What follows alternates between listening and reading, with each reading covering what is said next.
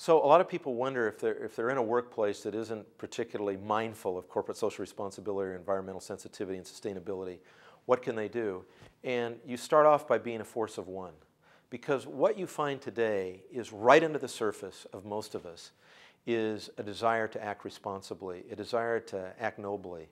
And we have to just have the courage to have the conversation. So in workplaces where we're not actively recycling, where we're seeing waste, you can become the captain of recycling, first of your own cube and then of your own department. Almost every department has staff meetings, and you can raise the question. You can photocopy articles out of magazines or newspapers and hand them out to your coworkers. And you will find other people responding to you in this day and age. You will find other people that want to join with you.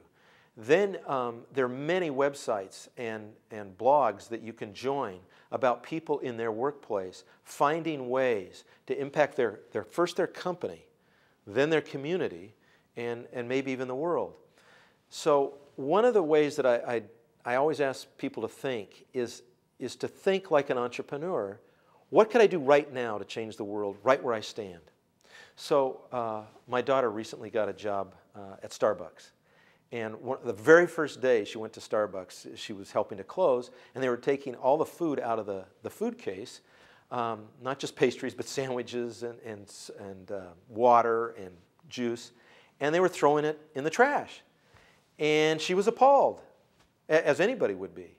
And she said, "Why do you do that?" And said, "Well, we have no place to put it. Nobody comes by to pick it up. So this is one little Starbucks."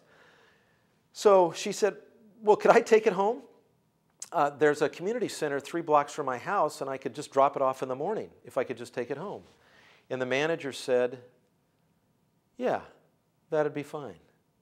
Now, what was great about this manager is she didn't make her go through a lot of red tape or go up through some bureaucratic. She just took it upon herself to make a common sense decision. So now, not only when she closes, my daughter calls the manager on duty every night to see if there's stuff to be taken home. And 4 nights out of 7, there's lots of stuff to be taken to the shelter. So what is that? Well, that's social entrepreneurship. In other words, that's saying, I can make a difference right now. To who? I can make sure this food doesn't get wasted, and I can make sure it goes to hungry people, and it's really high quality food that'll make a difference to them. So we can all do that. We just have to turn on our minds and our hearts and begin to look for those opportunities that are before us every day.